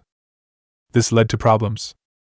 These problems were promptly solved by the proper application of explosives. To make matters worse, the Toad Sannin accidentally let it slip that he was training both his Genin team and Naruto through the use of shadow clones. This led the boy to discover that memories of shadow clones are transferred to the original upon the clone's dispersal. And with that, a technique that was originally intended for the purpose of scouting was morphed into an intensive training technique. With the boy's ungodly amount of chakra, he could create thousands of shadow clones to learn for him. In one day he could learn a year's worth of material, and with the King of Demons so integrally connected to him, Naruto could process the sudden surge of knowledge almost instantly. Only too late did Jiraiya realize that he'd mounted the proverbial Gatling gun on the shark this time around. High-grade exploding seals were carved into every single steel ball that the boy had in his arsenal. Reinforcing seals were drawn onto every stitch of clothing that he wore. Elemental repulsion seals were affixed to his gloves, chakra reservoirs and training weights were tattooed onto his body. And if that wasn't frightening enough, the boy began to tamper with the Yondame's seal. After 2 weeks of this training, the Hokage could take no more. He sent Naruto on an S-rank mission far, far away. A mission quash an insurrection in the Land of Waves. A revolution led by one Momochi Zabuza. Chapter 11, Overkill. Have I done the right thing? Sarutobi sighed wearily as the question yet again dug its way out of his subconscious. For his entire political career, this question had followed him like a wraith, an intangible whisper whose sole purpose was to fill him with a sense of restless dread. When he was younger, it was much easier to silence these negative thoughts, much more desirable to remain ignorant of the fallout caused by his actions. But now he was old. He was too old to maintain the ruse that he'd set in place in his youth, too wise to be tricked by his own lies and wishful thinking. And now, with his defenses worn away, the question plagued him endlessly. Naruto plagued him endlessly. The old man took a long drag from his beloved pipe and slowly released a stream of blue-hued smoke into the air above him. His eyes drifted to the open folder on his desk. It was the Wave Mission, Naruto's mission. The mission had started out as a C-rank. Like any other C-rank mission, the objective was fairly simple. Escort a bridge builder back to his homeland and then provide protection for said bridge builder until his bridge was complete. Challenging for a team of rookie genin, but nothing extraordinarily dangerous or life-threatening. However, the client had lied. By building his bridge, the client had managed to draw the eye of a shipping industry giant named Gato. For years, Gato had had a monopoly on the shipping yards in Wave, and when one controlled the imports and exports of an island nation, they controlled everything. Suffice to say, Gato was a very rich, very powerful, and very dangerous man. If this bridge were to be completed, Gato stood to lose hundreds of millions of Rio. And in an instant, the bridge builder was Gato's greatest priority. The bridge builder's treachery was discovered by his guards only after they had reached the heart of Wave. Gato had employed one of the most lethal killers in the business, a man by the name of Zabuza. Against the legendary demon of the hidden mist there could be no victory. The genin, their Jonin sensei, and the bridge builder all were killed. After his job was completed, Gato felt that Zabuza's promised payment was too steep for his taste and tried to double-cross him. Of course, the demon of Kyuubi didn't take too fondly to the idea of being stabbed in the back and killed the shipping giant. This left him in complete control of the man's wealth as well as his shipping monopoly. In essence, Zabuza was now the new ruler of Wave. Driven by his lust for power, the pseudo-kage enacted a law which granted amnesty to any missing nin who swore their loyalty to him. And, as expected, all manner of scum swarmed to Wave. An army of cutthroats and villains whom Zabuza would inevitably let loose on his home village of Mist. The man's insane obsession to become Mizukage was finally becoming a reality. Sarutobi exhaled another plume of smoke before closing the file and placing it in his desk. Although the situation between Zabuza and Kyuubi was none of Konoha's concern, the fact still remained that Kyuubi no Nin had killed 4 of their ninja. That was an offense that Sarutobi couldn't let stand. Now more than ever, the village hidden in the leaves couldn't appear weak. Konoha's enemies would only stay their hand if they witnessed an act of overkill. And overkill was Naruto's specialty. The boy's mission was about as clear-cut as an S-rank mission could be. In the file, the mission was described as unrestricted heavy urban combat, but in simple English this could be translated into kill everything that moves. An objective that Naruto would be all too eager to complete. This mission was absolutely perfect for the sadistic Jinchuriki, and yet Sarutobi couldn't shake the feeling of anxiousness that had settled in his heart.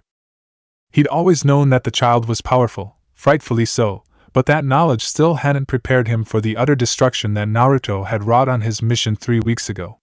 The wake of ruin that followed the boy had made it absolutely clear that he was unable to carry out missions within Fire Country. The collateral damage that inevitably ensued was far too steep a price to pay, even if the mission was completed. This was why Naruto was perfect for this mission. Any damage that the boy inflicted would do nothing to harm Konoha. Wave, however, was an entirely separate matter. Hence the Sandame's reluctance to send his most powerful agent to a country that was neutral towards the Leaf Village. Sarutobi had no qualms about ending innocent lives if it meant that Konoha would endure, and he cared far less about the lives of those who resided in Wave. But after witnessing firsthand what the boy was capable of, the question tortured the old man. Have I done the right thing? In a few hours the sun would be setting. That was when Naruto would arrive in Wave. That was when the Hokage would have his answer. Naruto lay against the trunk of a large tree, watching peacefully as the sun disappeared behind the horizon. A soft smile spread across the boy's face as he continued to bask in the crimson light. This was his vice, his flaw. His humanity. However, as the sun slipped away, so too did his smile. The familiar vicious grin took its place on his face, and the warmth in his eyes took on a much darker air, until only hunger and rage remained. Because of Zabuza's offer of amnesty, the docks of Wave were choked with murderers and traitors looking to take the man up on his offer. Boatloads arrived every day, and with so many bodies moving about, nobody noticed the young blonde boy, no matter how out of place he seemed. It was only after the boy started releasing an evil-feeling chakra did they take notice. "Hey kid," a wiry green-haired spoke. "What cha doin'? That some kinda Keikai Genkai?" Naruto's answer was to lash out with his talons, decapitating the man in a spray of blood. 4 more quickly followed suit, dead on the floor of the dock before they even realized something was wrong. It was a Jonin from IWA who reacted first, and consequentially, was the next to die. The Jonin struck, lunging at the Jinchuriki with a ninjato. The man's eyes widened in horror as the boy seemed to vanish. A gurgling scream was ripped from the IWA nin's throat as Naruto's arm exploded out of his chest. By this time, the rest of the missing nin had figured out what was happening, and kunai filled the air. A malicious glint filled the demon vessel's eye as he took hold of two Chunin. The men screamed in pain as dozens of knives skewered their bodies before falling silent.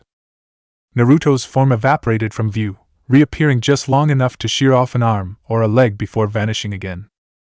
The dock became awash in blood. A jonin began to rapidly form hand seals but was abruptly cut off as the boy's jaws slammed shut around his neck. With a violent jerk of his own neck, Naruto ripped the man's head from his shoulders, roaring in triumph as he was splattered by sticky sheets of hot gore. From behind him, the Jinchuriki heard the familiar crack of an incoming lightning jutsu. He spun on his heel, raising his hand toward the oncoming attack. The elemental repulsion seal on his glove flashed white, and with a loud bang the Kyuubi nin found his own jutsu fired back through him, punching a perfect hole clean through his chest. The demon container pirouetted out of the way of a water jutsu and lunged at the caster. He took hold of the man's outstretched arm, and with a wet crack, ripped it from the man's torso. The Kiri nin's screams of pain were abruptly silenced as the man's head was flattened by his severed arm. Naruto wrenched the disembodied limb out of the pool of blood and gray matter, whipping it like a javelin through the head of an incoming enemy. Earth Release, Stone Garden Jutsu. The Jinchuriki's grin widened as spires of razor-sharp stone began to erupt from the ground, spearing through enemy ninja as they converged on him. Naruto dodged the jutsu effortlessly, snaking through the forest of earth and thorns with unnatural grace. With a sickening crunch, the demon vessel's foot connected with the rock nin's chest. The man fell to his knees coughing blood, and Naruto's other foot came down, smashing the jonin's head against the ground like a piece of overripe fruit. The demon child had little time to admire his kill before he was forced to dodge again. With flawless precision the boy deflected his opponent's kunai, and while the man was still off balance, Naruto took hold of the nin's head and skewed it on the stone spikes. Again a storm of kunai assailed him, and again he seemed to fade in and out of view, causing the knives to strike nothing but open air. He landed on top of a Taki Chunin and tore the man's head from his shoulders, bathing himself and those around him in a deluge of blood. Before anyone had a chance to attack the boy, crimson chakra exploded from his body. Those who were closest to him died instantly, the sudden rush of demonic chakra reducing their bodies to little more than smears of ash on the dock floor. They were the lucky ones. Those who were on the outskirts of the blast didn't have the good fortune of dying immediately. Their bodies burst into flame and began to dissolve, the result of a mortal body taking in far too much demonic energy. The deck itself was transformed into a deadly projectile as the force of the blast sent thousands of pieces of stone flying through the air. And in the middle of it all stood Naruto, seething with rage as his 5 blazing tails writhed behind him. With firm footfalls, the Jinchuriki slowly made his way into town. Even before Gato had taken over, Wave had never been an extraordinarily nice country. The salty air quickly ate away at any exposed metal, and as a result much of the buildings in town were in a state of total disrepair. Back when the people were free, much of their pitiful income went towards fixing up their homes or shops. After the economic vampire, Gato, showed up, the town began to rot from the inside out. People turned to crime. Drugs flooded the streets. Murder and rape became commonplace. But if you throw a bunch of dangerous angry men, say missing nin, into the mix, let's just say it wasn't pretty. Humans, Naruto spoke to no one in particular. You're like a plague, a fucking disease. I'll be doing the world a favor by wiping this blight from the face of the earth. With so much chakra surrounding his body, the demon vessel didn't even need to weave the hand seals. Fire Release, Fire Dragon Missile Jutsu. The air in front the boy rippled like water, and immediately buildings began to ignite. Azure fire shot from the demon child's mouth, utterly disintegrating anything unlucky enough to be caught in its path. Everything in his sight was incinerated, houses, people, stores, it didn't matter. Everything was burned. Erased from this earth by flames that raged so hot not even dust remained. Off in the distance Naruto took in the sight of a large glass skyscraper that glittered like a spike of crystal and silver in the light of the moon. Zabuza. He would deal with this so-called demon of the hidden mist personally. This man would pay dearly for affixing the epithet demon to his wretched human name. Before the night was out, Naruto would show this man the power of a true demon. Zabuza stood at the top of the building, hands clasped behind his back as he stoically watched his town burn. It seems that I've overplayed my hand. It seems like this last evil act was the straw that broke the camel's back, and now the Shinigami himself sends his hounds for me. A knock came from his office door. Enter, he commanded, still looking outward at the burning town. A feminine-looking boy walked toward Zabuza. Zabuza-sama, there is an intruder in the building. The men are doing the best that they can, but they can't stop him. Quickly, my lord, you must escape. Behind his bandages the missing Nin smiled. You're a good lad, Haku. I'm so sorry that you had to be a part of this. I'm not running away, Haku. The boy looked shocked. But Zabuza-sama, you are welcome to run if you wish. The demon of the mist deadpanned. Never. Zabuza chuckled. Of course Haku would stay with him. Then how about you give our guest a proper welcome? Haku bowed. If it will please you, Zabuza-sama. With that, the boy vanished. Naruto suddenly found his path barred, a girlish-looking boy. You will not harm Zabuza-sama, the boy said as he began to twirl a long black needle. The Jinchuriki's eyes glinted menacingly. You dare to order me? The moment the boy's mouth was open, Haku fired. Saban after Saban struck the wide-eyed Naruto square inside his mouth. Blood spilled from his needle-peppered mouth, and the demon vessel's body rocked from side to side before it fell to the ground and blurred out of sight. Haku couldn't even scream as the demon child's steel-like grip wrapped around his throat and lifted him into the air. A second Naruto came into view juggling a metal ball. I like to throw things too. Check this out. With a resounding bang, the projectile flew towards the head of the strangled Haku. Katsu! The cannonade erupted into a rush of molten slag and flames, the force of the explosion nearly toppling the building. Naruto grinned, but his victory was short-lived as a rain of needles slammed into his back. Kawarimi. You will not harm Zabuza-sama, the boy repeated with an air of finality. The grin returned full force when he realized that he got to use Plan B. Plan B is great. Maybe it should have been Plan A, he mused. Oh, I'm pretty sure I will. By the way, that's a real nice tattoo on your neck. In fact, if I'm not mistaken, it almost looks like a high-grade explosive seal. Huh. Fancy that. Haku's blood ran cold. Oh yes. The boy chuckled. Katsu! Haku's scream was muffled by a second monstrous explosion that reduced the boy's body into little more than gory paste. However, Naruto hadn't planned for the boy to have so many Senbon on his person, and as such, the explosive seal had more or less turned Haku into a human pipe bomb. Fuck.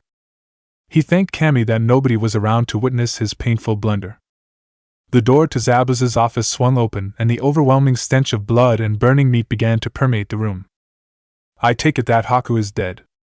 Naruto actually laughed at that. Haku? Look around you, Zabuza, everyone is dead. His chuckling tapered off. How did you possibly become the ruler of Wave? Here. Zabuza roared as he swung the head-chopping sword at the boy. Let me show you! The Jinchuriki's claws lashed out and struck the blade, cutting it in half with no effort at all. Zabuza's eyes widened in shock and Naruto struck, ramming his talons through the man's shoulder in a spray of blood. No, Zabuza, let me show you. He snarled as he twisted his claws deeper into the Nuke Nin's arm. Let me show you the price to be paid for claiming to be a demon. Let me show you what I think about pretenders to my glorious race. Zabuza moved to draw a kunai from his waist but was halted when Naruto's hammer-like fist slammed against his head. The demon container's hand wrapped around the missing nin's head, smashing it through the nearby window before throwing him like a rag doll against the far wall. Dazedly, Zabuza's eyes locked onto the form of his assailant. Silhouetted against the moon, Naruto's eyes glowed hatefully, daring the demon of the mist to make his move. There is a jutsu that I've been trying to develop, please, allow me to show it to you. Naruto's hands slowly formed a window-like seal. A burst of ruby-hued light erupted from the top of the skyscraper, causing the beautiful crystal spire to twist and shatter, launching millions of fragments of glass into the sky. Steel groaned and concrete heaved as the massive structure began to unmake itself. Targarnet tendrils of demonic energy ravenously engulfed the building, ripping it down piece by piece. Naruto's mission was complete. The Land of Waves was no more. Chapter 12, Killer 8. For a ninja, there was no greater source of pride than the completion of their first S-rank mission. It was an honor, A rare privilege for the Hokage to even consider sending one of his Jonin on an S-rank mission. It was an act that said, "You are my right hand. You are the one whom I trust above all others." He had faith in you. And by succeeding in the mission, you showed the Hokage that his trust had not been misplaced. So why then did Naruto feel nothing but disgust and rage upon walking through the gates of Konoha? He was a genin, a wet behind-the-ears rookie who managed to not only be chosen for an S-rank mission, but had also completed it without taking a scratch. Such a thing was unheard of. Not even Kakashi, the elite of the elite, had been able to accomplish an S-rank without injury. And yet, Naruto's anger remained. It was easy, so fucking easy, to simply walk into the land of waves and crush the life out of it. The insurmountable odds, the gaping chasm between the levels of combat experience, it was all meaningless when placed against the power of the nine-tailed king. It shouldn't have happened. It shouldn't have been so easy. He was furious that his opponents could be so weak. For nearly 13 years the Jinchuriki had sought out his death. 13 years of searching for the one who would make him feel alive, the one who would give his life meaning. And for 13 years Naruto had found nothing but bitter disappointment. He was a prisoner trapped in a cage made of glass. Everything was so fragile, so brittle. It made all of his power seem so meaningless. "And Naruto-sama?" inquired a nervous-sounding voice. The demon vessel's eyes locked with those of a man in his early 30s and his rage flared. How dare this piece of shit even think to call his name? "Why do you speak to me?" the boy hissed darkly.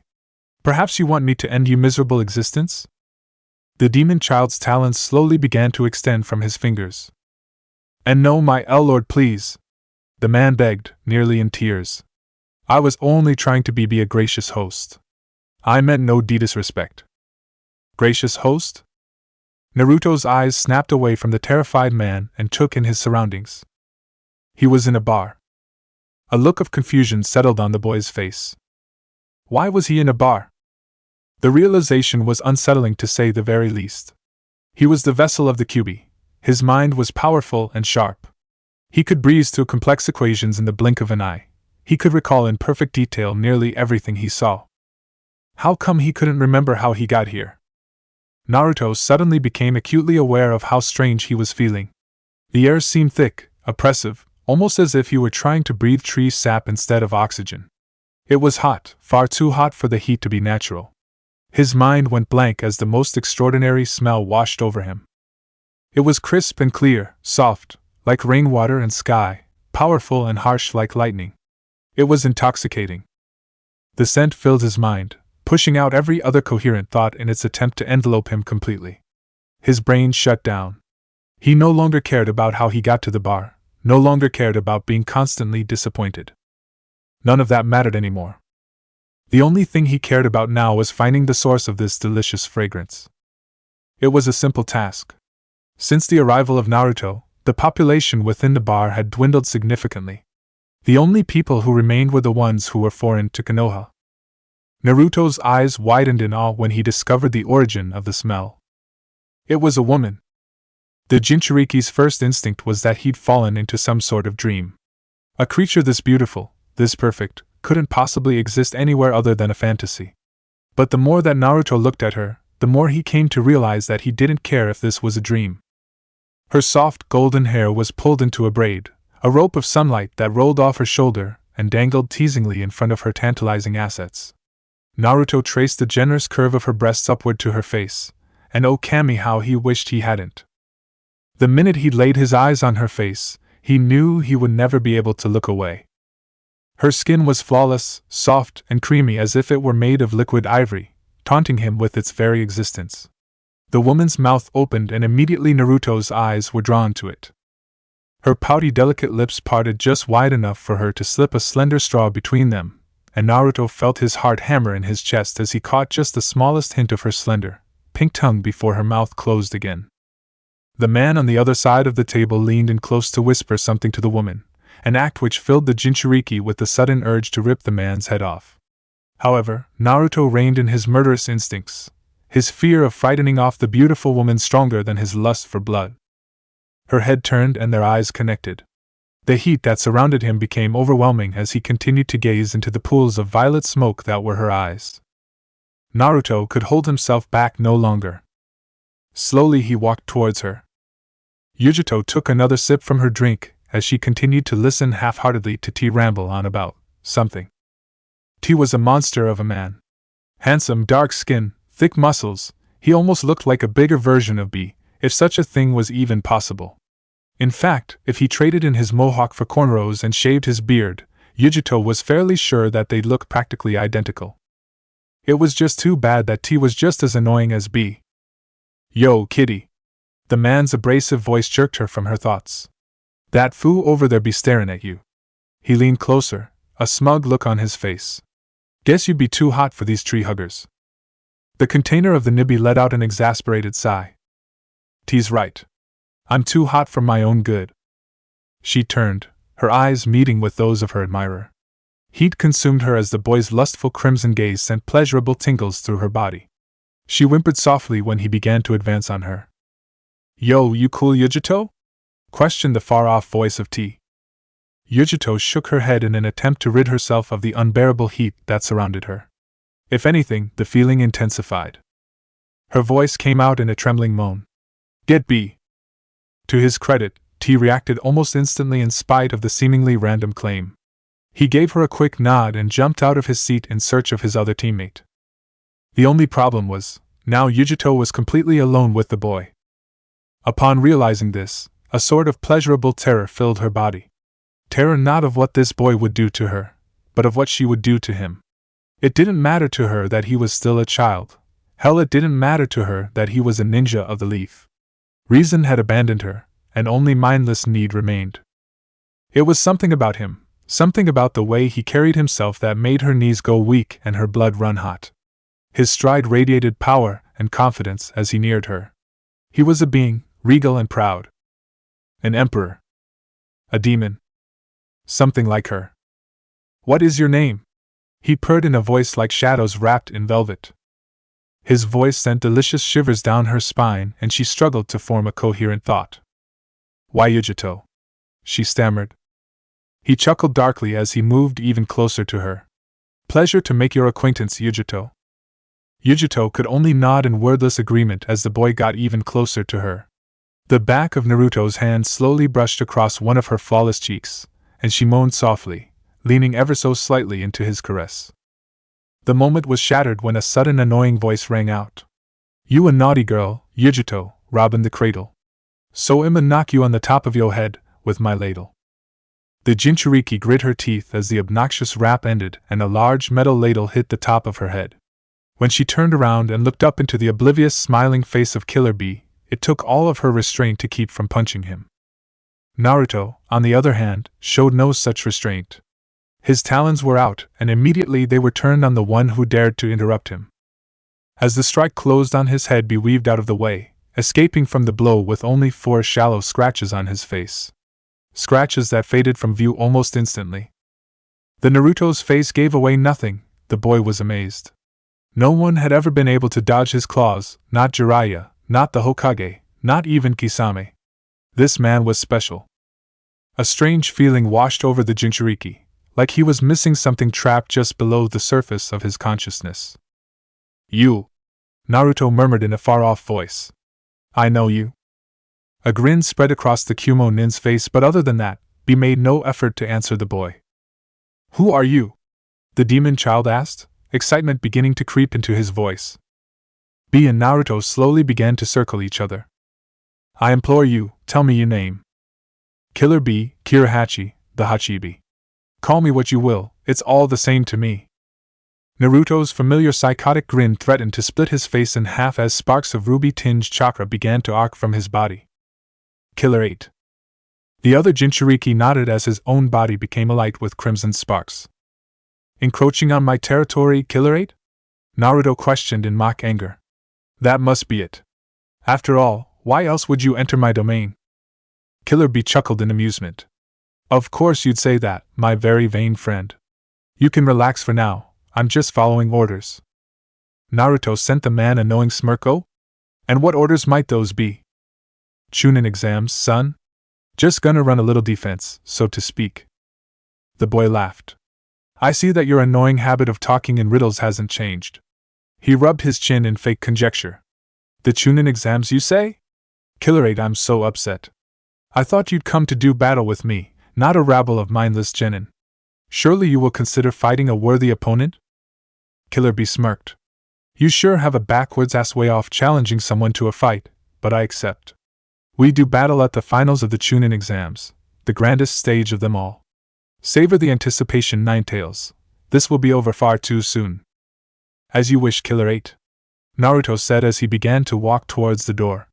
I will see you on the other side. And with that, he vanished in a blast of scarlet energy. See you on the other side. Killer B replied to the empty air. Oh, shut up, you cryptic freak! Yelled a very flushed Yujito. Her teammate winced at her sudden outburst, but the act went unnoticed by the irate woman. Who the fuck was that?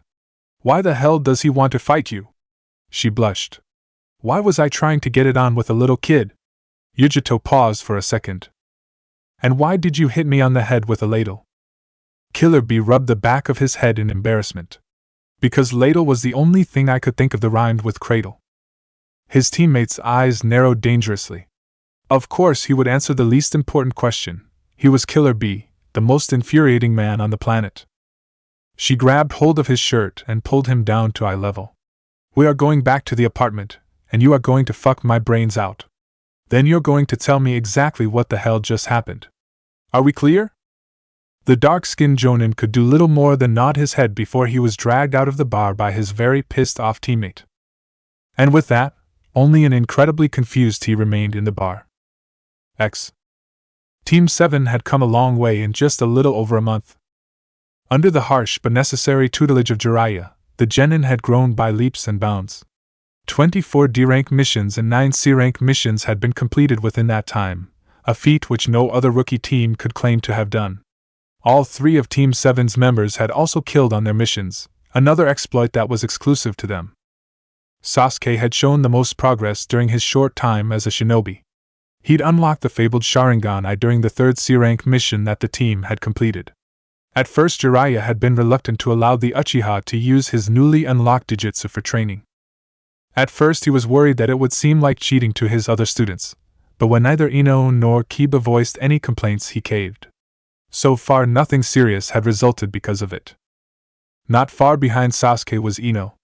The girl had continuously surprised her sensei, the biggest of which being the member of the team with the highest kill count. After only a month into her career, Ino already had 13 kills under her belt, an accomplishment that even Sasuke couldn't ignore. Through a combination of Genjutsu and Yamanaka mind control techniques, the young mind walker didn't even need to lift a finger to do some serious damage. And last but not least, there was Kiba. After spending 8 years of his life on the wrong end of Naruto's claws, Jiraiya was able to teach his godson's fighting style to the Inuzuka almost exactly. With his canine abilities, Kiba was perfectly suited for the brutally effective style that the Jinchuriki had developed. The style was deadly to be sure, but without Naruto's insane regenerative capabilities, the Inuzuka was forced to modify the taijutsu form. The end result was smaller, far less destructive version of Naruto in genin form. Jiraiya smiled to his students as he pulled 3 registration forms from his vest. I've nominated the 3 of you for the Chunin exams. Participation is strictly voluntary. If you wish to enter, bring these forms with you to the academy, room 301 by 4 p.m. 1 week from today. Remember, you don't have to do this if you don't want to. If you choose not to enter, it will not be held against you. The Sannin barely had the time to blink before 3 fully filled out registration forms were pushed into his hands.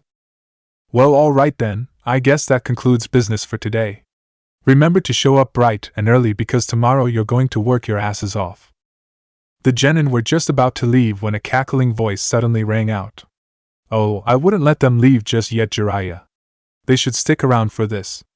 After all, it does pertain to them.